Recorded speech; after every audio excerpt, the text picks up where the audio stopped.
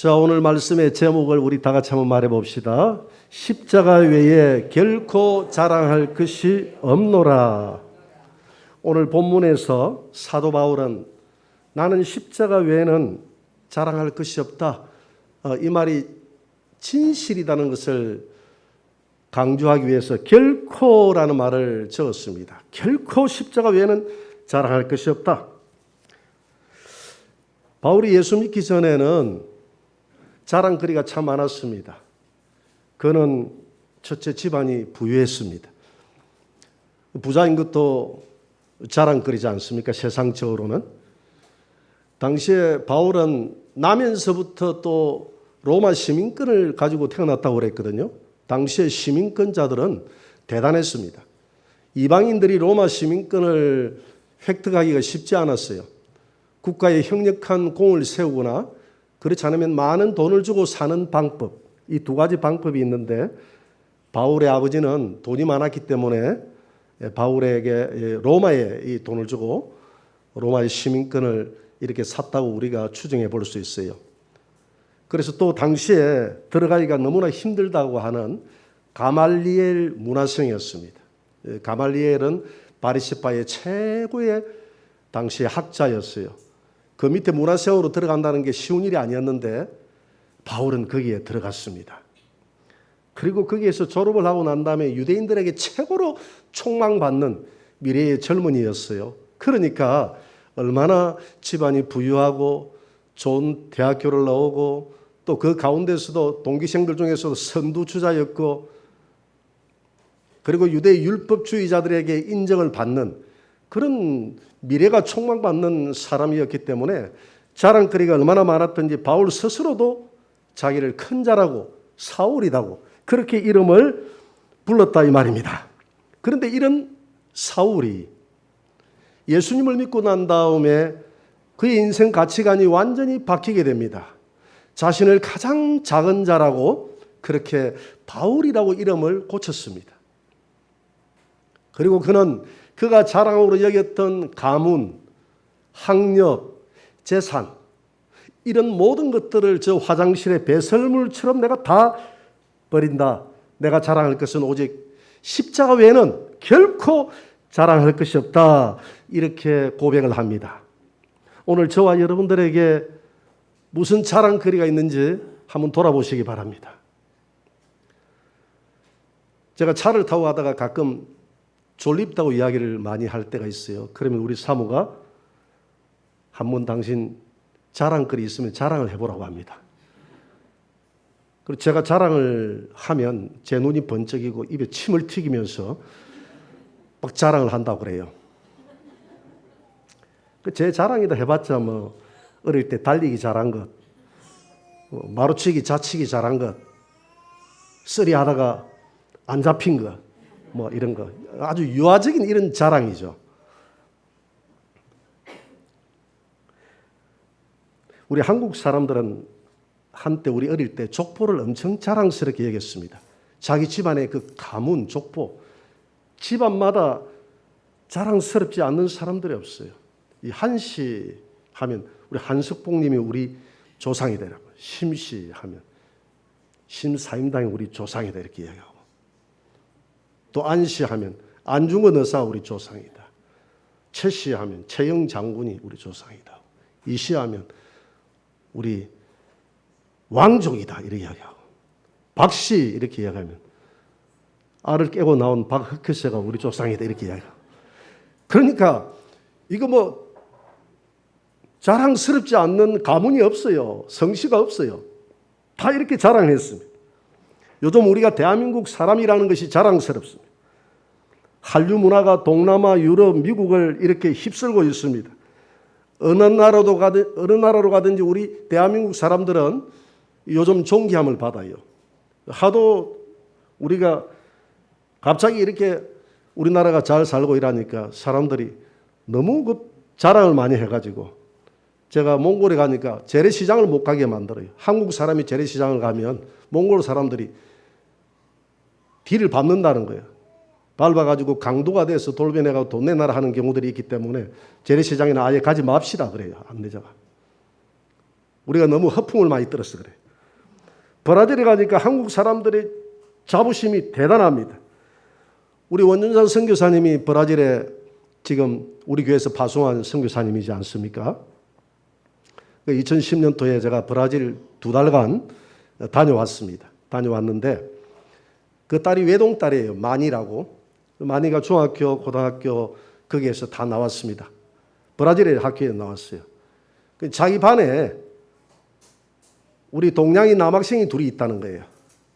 하나는 일본 학생이고 한 명은 한국 학생인데 일본 학생은 별로 인기가 없는데 우리 한국 학생이 아침에 등교를 해가 반에 들어오면 이 브라질 여학생들이 막 난리가 난다는 겁니다. 책상을 치고 발을 통통통 구르고 책을 위로 던지고 그래서 왜 그리 하느냐고 물어보니까 멋있잖아.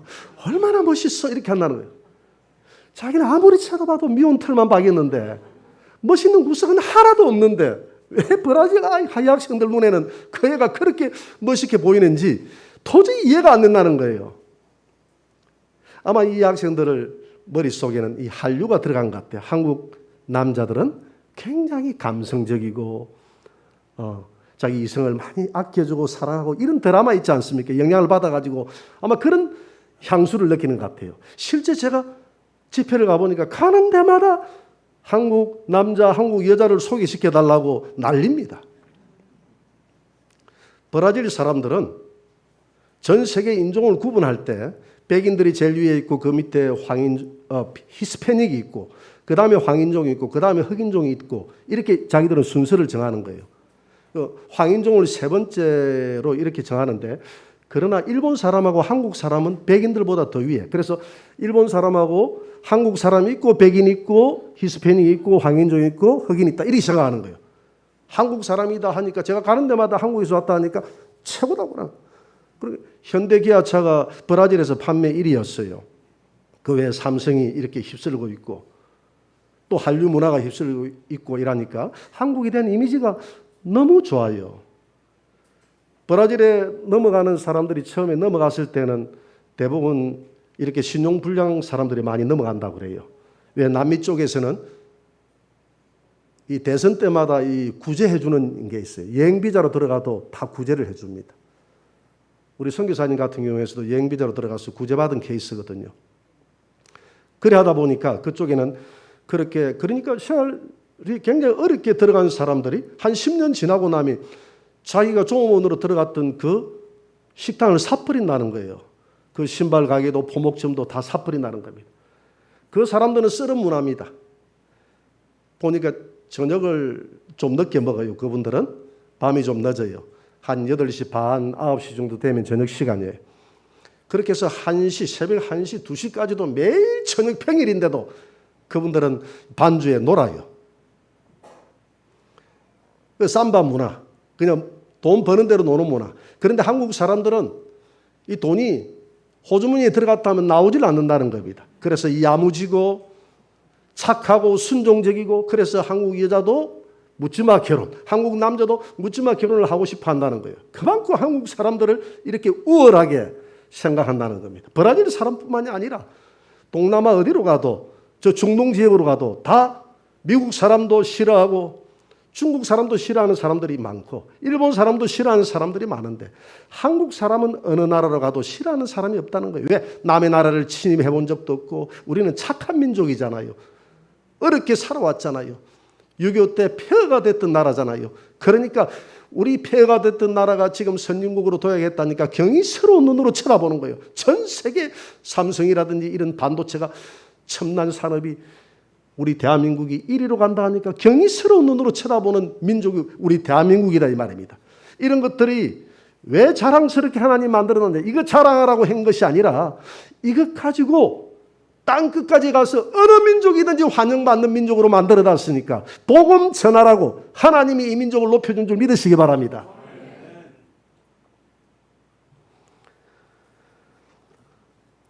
오늘 갈라디아 성도들에게 바울은 나는 십자가 외에는 자랑할 것이 없다. 이렇게 강하게 이야기하는 데는 그 배경이 있어요. 왜 그렇게 십자가 외에는 자랑할 것이 없다고 이렇게 바울이 이야기했을까? 이 갈라디아 교회는 바울이 1차 전도 여행 때 개척했던 교회였습니다. 이 갈라디아가 어디냐 하면 터키 지역의 한 도였습니다. 행정구역상.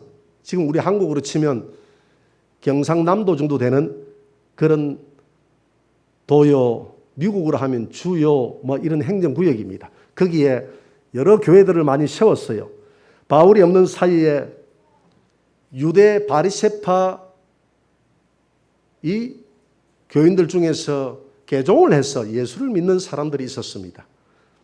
그 사람들은 예수를 믿었지만은 율법을 중하게 여겼던 사람들이에요. 바리새파다 보니까. 그리고 율법 중에서도 특히 할례는 꼭 받아야 된다라고 하는 그런 주의자였어요. 그래서 바울이 개척해낸 교회에 들어가가지고 여러분 예수도 믿어야 되겠지만은 반드시 할례를 받아야 됩니다. 할례는 하나님의 백성이라는 표시입니다. 그랬더니 이 사람들이 이야기합니다. 아니 바울 선생님이 그러는데 할례 같은 거 받지 말라고 그랬는데요. 그랬더니 바울의 말을 믿지 마세요. 바울은 사기꾼이에요. 바울은 12사도가 아니잖아요. 그가 자칭 사도입니다. 예루살렘 교회가 파송한 사람이 아니에요. 우리는 예루살렘 교회에서 파송한 인정하는 사람입니다. 우리는 바리새파 중에 바리새파입니다. 그리고 우리는 율법의 정통에서 공부를 많이 한 사람이에요. 우리 말을 들었어요. 왜냐하면 창세기 17장에서 하나님이 내 백성은 반드시 할례를 받아야 된다라고 이야기했고 할례를 받지 않으면 내 백성에서 끊어진다라고 이야기했고 할례는 내 백성이라는 표시로 받는 것이기 때문에 영원한 것이라고 했기 때문에 예수를 믿어도 할례는 반드시 받아야 합니다. 이렇게 해서 가는 곳마다 교회에 할례파가 생겨났어요. 다 그런 것은 아니지만 갈라디아 교회도 안디옥 교회도 저 유럽의 빌립보 교회도 많은 곳에 할례파들이 생겨나기 시작합니다. 그래서 바울이 개척했던 이방 성도들이 이 할례 받았던 이 유대인들을 너무너무 부러워하는 거예요. 그래서 우리도 할례 받자. 할례가 무슨 특별한 하나님의 표시라는 것 때문에 이 할례를 받자. 그래서 할례를 받은 것을 가장 자랑스럽게 여겼다 이 말입니다. 그래서 바울이 빌립보 성도들에게 내가 자랑 안 하려고 했는데 할례 받은 거 뭐 육체 이런 거 내가 뭐 바리새파다 내가 유대인이었다 과거에 내가 가말리엘 문화생이었다 이런 거 자랑 안 하려고 했는데 너희들이 하도 그 자랑을 부러워하니까 내가 어떤 사람인지 내 좀 자랑해야 되겠다. 내 지금까지 자랑 안 하고 내가 숨겨두니까 너희들이 나를 아무것도 아니라고 생각하는데 내가 보통 사람이 아니거든. 내가 오늘 좀 자랑 좀 해야 되겠다.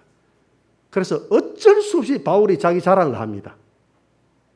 내가 그 사람들보다 못할 게 없다고 자랑을 하는데 오늘 빌립보서 3장 4절에 한번 봅니다.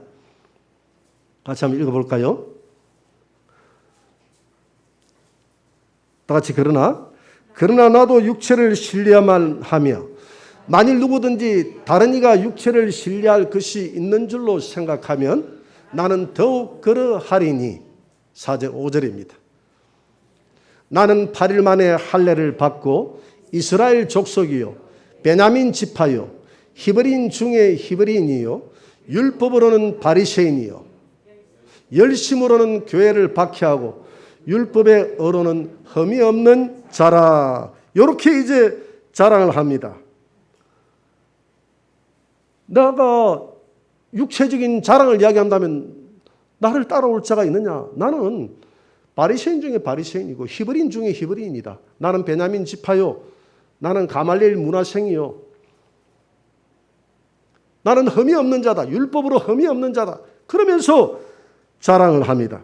그러나 그는 내가 이런 모든 것들을 내가 자랑하지 않는 이유가 있다. 그 다음 구절을 한번 봅니다. 빌립보서 3장 7절을 한번 봅니다. 다 같이. 그러나 무엇이든지 내게 유익하던 것을 내가 그리스도를 위하여 다 해로 여길 뿐더러 또한 모든 것을 해로 여기면 내 주 그리스도 예수를 아는 지식이 가장 고상하기 때문이라.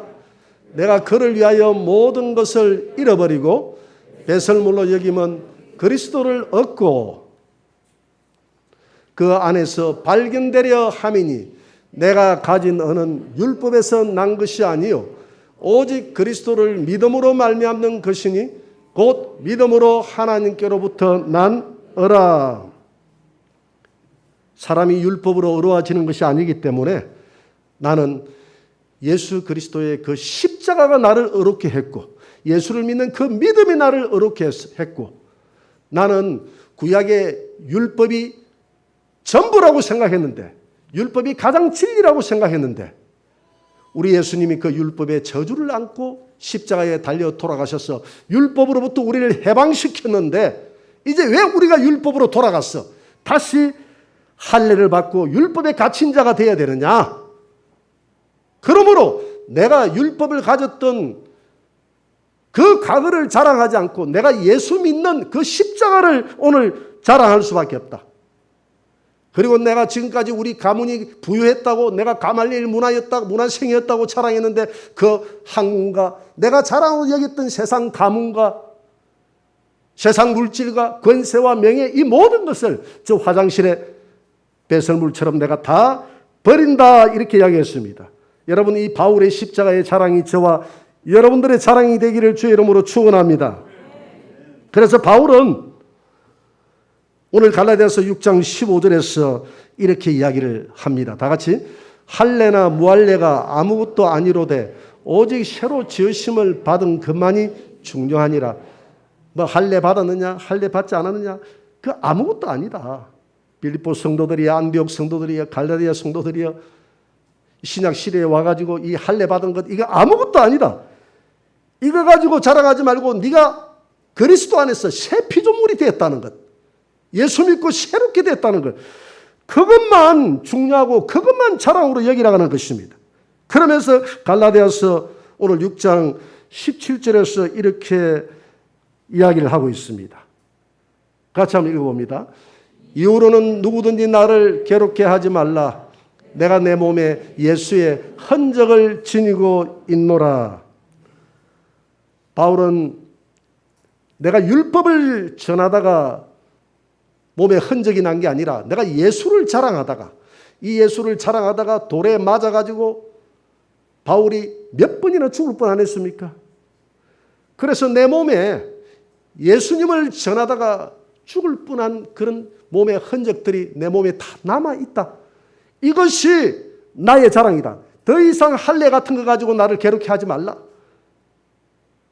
성도들이여 더 이상 그들의 말에 현혹되지 말고 오직 여러분들은 십자가만 자랑하라. 왜 십자가 외에 다른 복음을 섞느냐? 왜 더하느냐? 이미 율법에서 우리를 자유케 했는데 왜 율법으로 다시 들어가려고 하느냐? 복음 안에서 예수만 자랑하라. 십자가만 자랑하라.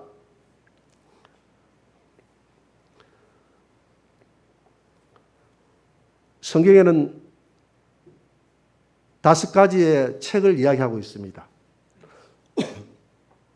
첫째는 생명책이에요. 여러분 우리가 하나님 나라에 가면 여러분들의 이름이 생명책에 기록된 줄 믿으시기 바랍니다.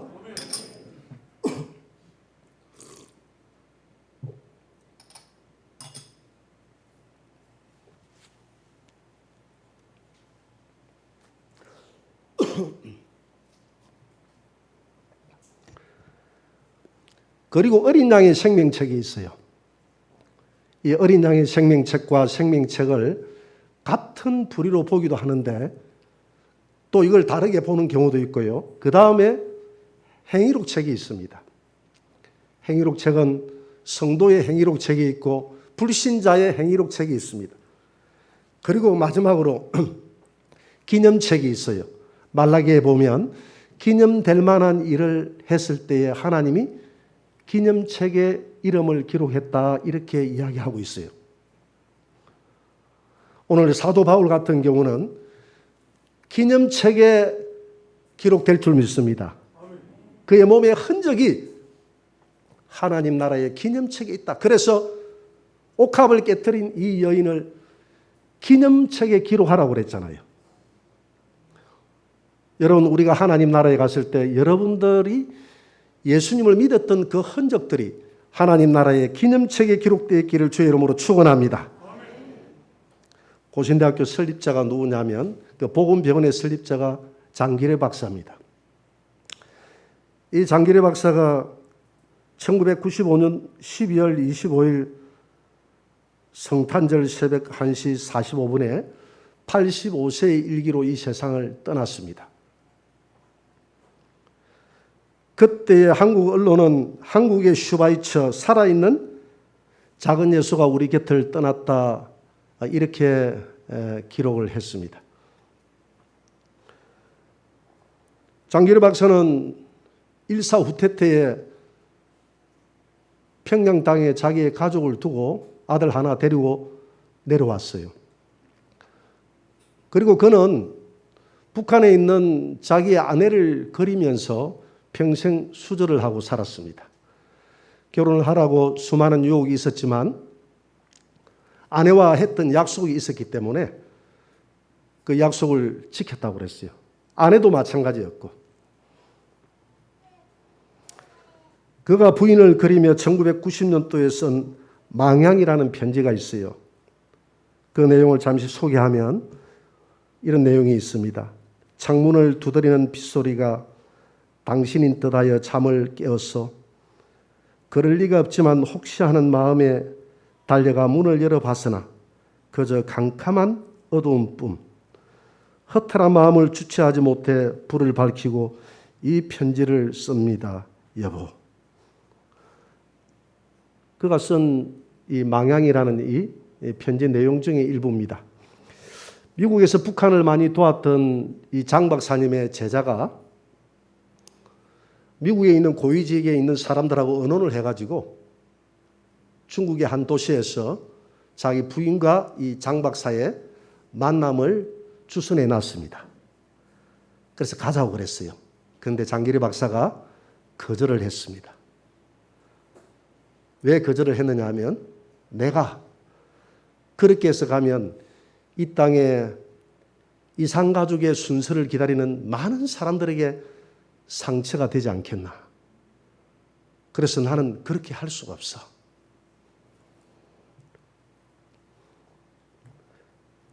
그는 기어이 그 기회를 사양했습니다. 그 특권을 누리면 다른 이산가족들에게 아픔을 준다는 이유 때문에 사양을 했습니다. 그는 빛바랜 사진을 바라보면서 아내를 그리워하다가 85세의 일기로 이 세상을 작고했습니다. 그는 죽기 전에 남긴 유언에서 내가 죽고 나거든 나의 비문에 이렇게 새겨달라고 그랬습니다. 주를 섬기면서 살다 간 사람. 그래서 장 박사의 그 비문에는 주를 섬기면서 살다 간 사람이라는 그 비문이 새겨져 있습니다. 여러분 오늘